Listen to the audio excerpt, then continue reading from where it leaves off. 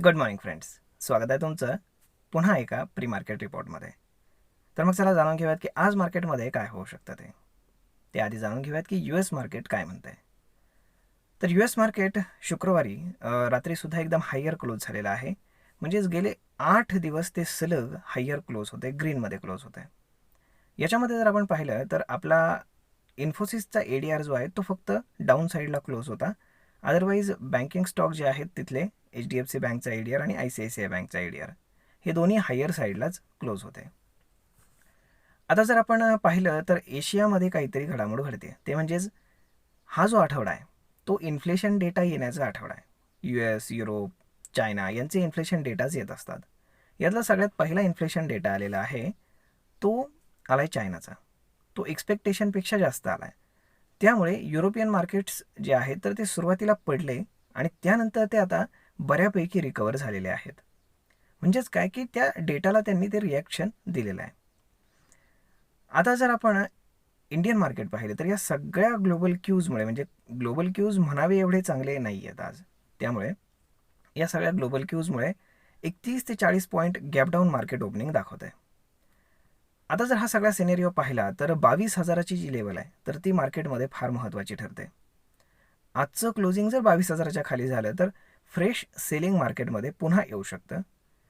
आणि जर मार्केट जर 22,000च्या वरती जर क्लोज झालं तर मग मात्र मार्केट चॉपी होऊ शकतं, परंतु मार्केट वर जाण्याचे चान्सेस फार कमी आहेत. याचं कारण काय? तर PCR जो पुट कॉल रेशो आहे तर तो मंथली जो आहे तर तो 1.1 आहे आणि जो वीकली आहे तो 0.6 आहे. म्हणजेच काय की वीकली ओव्हरसोल्ड झाला आहे, परंतु मंथली ओव्हरसोल्ड नाही आहे, मंथली न्यूट्रल आहे. याचा अर्थ काय होतो की एक टेक्निकल बाउन्स बॅक पॉसिबल आहे, परंतु तो फक्त बाउन्स बॅक असेल. परंतु तो आपण काय म्हणू शकतो की मार्केट रिकवर करणारा बाउन्स बॅक नसेल. तर ज्या लोकांनी आत्तापर्यंत प्रॉफिट घेतलेला असेल, ॲब्झॉर्ब केलेला असेल, तर तो प्रॉफिट बुक करण्याची वेळ त्यांची आलेली आहे. आणि म्हणून जेव्हा ओव्हरसोल्ड झोनमध्ये मार्केट जाईल, म्हणजे ऑलरेडी गेलेला आहे, तर तिथे एक टेक्निकल बाउन्स बॅक येऊ शकतो.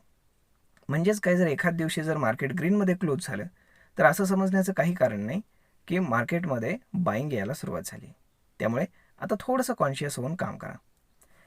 आता इथनं मागची हिस्ट्री जर आपण व्यवस्थित पाहिली तर आपण एप्रिल म्हणा, मार्च म्हणा, फेब्रुवारी म्हणा या महिन्यांमध्ये काय झालं होतं की मार्केट ऑलमोस्ट 1000 पॉईंटच्या आसपास पडलं होतं आणि सेम मंथमध्ये ते रिकवरही झालं होतं. परंतु या महिन्यामध्ये तशी परिस्थिती नाही. मार्केट ऑलरेडी 800 पॉईंट पडले, परंतु ते याच सेम महिन्यामध्ये रिकवर होईल का? तर तसं बिलकुल नाही. का? तर 4 जूनला इलेक्शनचे रिझल्ट्स आहेत. त्यामुळे जर रिकवर व्हायचं असेल तर ते 4 जूनपासून रिकवर व्हायला सुरुवात होईल, परंतु त्याच्या आधी शक्यता फार कमी आहे. कारण जे फॉरेन इन्स्टिट्यूशन आहेत ते रोज सेलिंग करत आहेत. आणि शुक्रवारीसुद्धा मार्केट बऱ्यापैकी चांगल्या पोझिशनला क्लोज झालं, म्हणजे 22,000च्या वरती. पण या सगळ्या गोष्टी जरी आपण पाहिल्या तरी जे काही फॉरेन इन्स्टिट्यूशन आहे त्यांनी सेलच केला आहे. परंतु झालं काय की डोमेस्टिक इन्स्टिट्यूशननं त्यांच्यापेक्षा जास्त बाईंग केलं, त्यामुळे मार्केटला सपोर्ट मिळाला. म्हणजेच काय की एक टेक्निकल बाउन्स बॅक जो पॉसिबल आहे तर तो मे बी येऊ शकतो, परंतु तो कधी येईल, कसा येईल ते सांगता येत नाही. त्यासाठी तुम्हाला टेक्निकल चार्ट जो आहे तर त्याचा व्यवस्थित चार्टचा अभ्यास करावा लागेल, त्यामध्ये तुम्हाला ते समजेल. परंतु तो टेक्निकल बाउन्स बॅक हा बाईंग नसेल, हे लक्षात ठेवा. म्हणजे आता काय होऊ शकतं, तर मार्केट चॉपी झोनमध्ये जाऊ शकतं आणि वरती येण्याचे चान्सेस मार्केटचे किंवा एकदम फ्रेश बुल मार्केट सुरू होण्याचे चान्सेस हे 4 जून नंतरच दिसत आहेत, किंवा 4 जून पकडा, 4 जूनपासून सुरू होईल जर BJP जर फुल फोर्समध्ये विन झालं तर. तर मग पाहूयात की काय होतं ते. परंतु इन्फ्लेशन डेटा जसा येईल त्याप्रमाणे मार्केट त्याला रिॲक्ट करेल. आता USचा इन्फ्लेशन डेटा येईल, त्यानंतर युरोपमधल्या काही जर्मनी वगैरे यांचा डेटा येईल. तर ह्या सगळ्या गोष्टी आपल्याला पाहाव्या लागतील की त्या कशा आहेत आणि त्याप्रमाणे आपलं मार्केट रिॲक्ट करेल.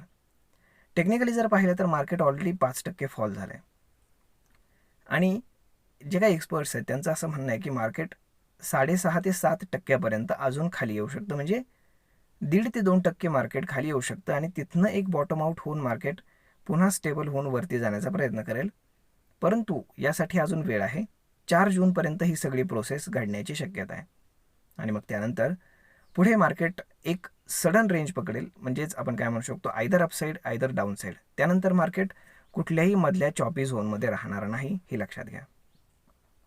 तर मग मित्रांनो, अशा पद्धतीने राहू शकतं आजचं मार्केट. आणि इकॉनॉमिक डेटा जर पाहिला तर बाकी असा खास कुठलाही इकॉनॉमिक डेटा नाही आहे किंवा अशा कुठल्याही न्यूज अजून तरी मार्केटमध्ये नाही आहेत. परंतु ग्लोबल क्यूज हे न्यूट्रल आहेत, परंतु विथ निगेटिव्ह बायस आहेत. आणि क्रूड ऑइल जर पाहिलं तर ते फक्त फेवरमध्ये, आणि त्यामुळेच ऑटो स्टॉक जे आहेत तर ते चांगलं करत आहेत. कारण क्रूड ऑइल एकदम स्टेबल आहे, $83 आसपास आहे आणि ते एकदम छान काम करत आहे, त्यामुळेच ऑटो स्टॉक चांगलं काम करत आहेत. तर मग मित्रांनो, भेटूयात पुढच्या एका नवीन व्हिडिओमध्ये. आणि तुम्हाला जर ही माहिती ट्रेडिंग करण्यासाठी, इन्व्हेस्टमेंट करण्यासाठी जर आवडत असेल तर तुम्ही चॅनलला लाईक, शेअर आणि सबस्क्राईब करायला अजिबात विसरू नका. आपण भेटूयात पुढच्या एका नवीन व्हिडिओमध्ये. तोपर्यंत धन्यवाद.